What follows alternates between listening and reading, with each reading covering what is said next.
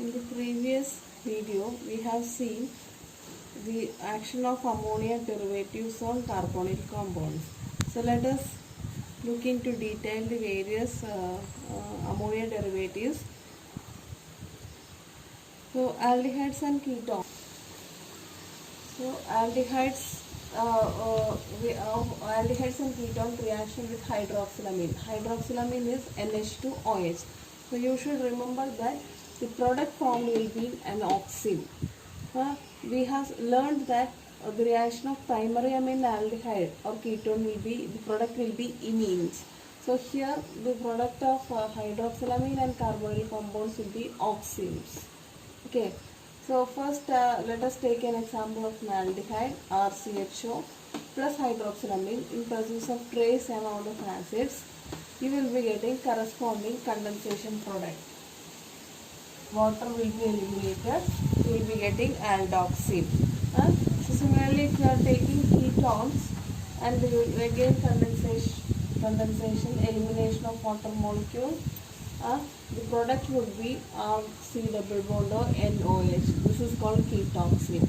So let us take an example for that. Here I have taken an aromatic aldehyde, benzaldehyde, and the hydroxylamine in presence of trace amount of acid. You will be getting corresponding benzaldehyde oxime. And all ketones will be giving corresponding ketoxine. Here I have taken a cyclic ketone, cyclopentanone, and which will form condensation product to form cyclopentanone oxime. So why here trace amount of acid is added means it will be activating the ketone to be more electrophilic in nature. So that is the role of acid in this reaction. Next we will be seeing the reaction of aldehydes and ketones with hydrazine. Hydrazine is NH2NH2. So the product, as I said earlier, it will be hydrazone.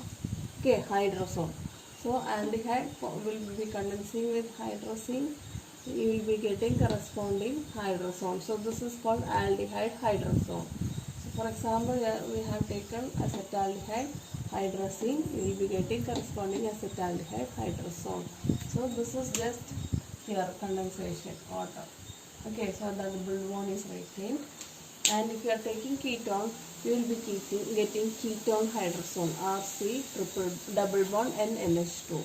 For example, I have taken cyclohexanone and hydrazine. You will be getting corresponding cyclohexanone hydrazone. So with reaction of hydrazine, the product will be hydrazone. So third one is reaction with phenylhydrazine. Phenylhydrazine is PHNH2. So the corresponding product will be phenylhydrazone. So aldehyde reaction with phenylhydrazine, you will be getting aldehyde phenylhydrazone. Okay, so double bond and NHPH. So acetaldehyde, I have taken an example. Acetaldehyde double bond and NHPH. So here as a condensation reaction was happening.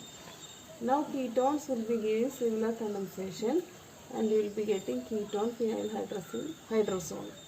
Cyclohexanone also gives cyclohexanone phenylhydrazine. So the same reaction will be happening with 2,4-DNP also. 2,4-DNP means 2,4-dinitrophenylhydrazine. So this is phenylhydrazine. 2,4-dinitro means first, second, 2, 3, 4, 4. Okay, so this will be 2,4-dinitrophenylhydrazine, or you can call it as 2,4-DNP. So the same products will be obtaining if you are taking this 2,4-DNP.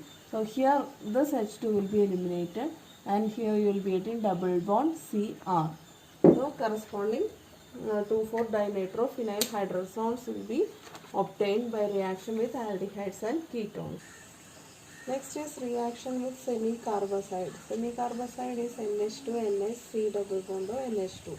So the products would be semicarbazones. So aldehyde condensation with semicarbazide. So that hydrazine part NH2 will be undergoing condensation reaction. This NH2 will be more nucleophilic because this NH2 will be in conjugation with this carbonyl compound, or rather you can say the CO group will be electrophilic in nature. So this NH2 and lone pair is not that much available. But if you are seeing here, this is not conjugated with the CO. This is again conjugated with nitrogen with lone pair. So this NH2 will be more nucleophilic nature. So you will be getting condensation product this side. So R C double bond OH and NHCO NH2. So this is aldehyde semi-carbazole. So if you are taking acetaldehyde, the product will be acetaldehyde semi-carbazole. All these products are crystalline solids. That is the importance of the reaction. Now here we have taken a ketone. Ketone also form condensation product by elimination of water molecule to form corresponding N semi-carbazoles NH2. Similarly, I have taken cyclohexanone over here. This will also undergo condensation reaction to form corresponding cyclohexanone semi-carbazones. So these are the semi-carbazones formed. Next is reaction with ammonia. It's an important reaction. Okay, so ammonia you will be getting a sequence of products that I will show you. So one thing you have to remember that except formaldehyde, other aldehydes add to ammonia to form aldehyde ammonias, and that readily undergo thermal dehydration to form corresponding aldehyde. So this is a aldehyde, corresponding aldehyde. So this is a stepwise process. I can show you by writing the mechanism. So this is ammonia, this is carbonyl compound. So as you know, this is nucleophilic in nature, nitrogen 1. This is carbonyl, carbon is electrophilic in nature. So this will be adding to this in this manner. So you can have RCHOH NH2. Okay, so this is called aldehyde ammonia. Now if you are doing heating, so this is called nucleophilic addition reaction. Okay, now if you are heating this reaction, there will be beta elimination of water molecule. So this will be eliminating in this manner, H2O elimination. So the product would be RCH double bond NH. This is called aldehyde.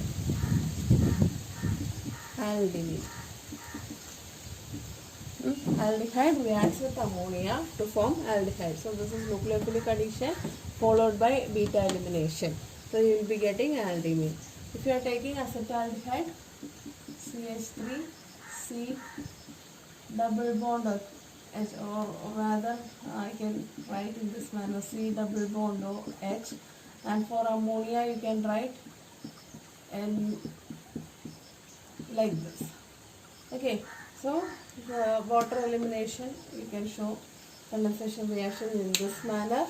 So the product would be CH3, C double bond NH, H like this.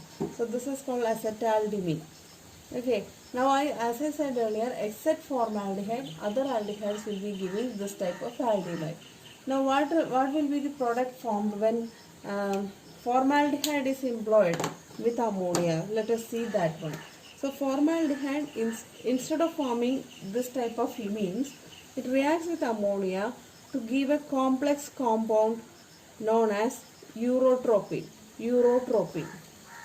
Let us see what is urotropine. So the preparation of urotropine is an important thing. So you have to understand this is formed from the reaction between 6 molecules of formaldehyde and 4 molecules of ammonia. So the product is called urotropine. So basically this is hexamethylene tetramine. Hexamethylene means CH2 group is called methyl group. So hexamethylene means CH2 6 times. And tetramine, so nitrogen 4 times. This is hexamethylene tetramine, or otherwise called urotropine. plus 6H2O. 6 molecules. So 6 condensation reactions are happening between these. That is the meaning of 6H2O. Okay. Now let us write the structure of urotropin. So this is I am drawing the structure of hexamethylene tetramer. So first you draw this cyclohexane ring. Then you can show one more cyclohexane ring in the chair form. Now replace before replacing, here you can join in this manner, this portion. Okay. Now you can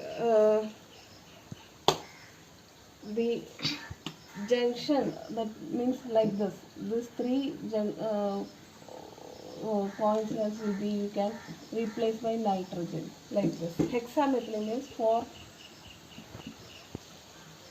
things. So this is 4 nitrogens are there. If you are seeing 4 nitrogens, so N4. Now hexamethylene 6CH2. 6CH2 should be there. So 1, 2, 3, 4, 5, 6. So this is called urotropin.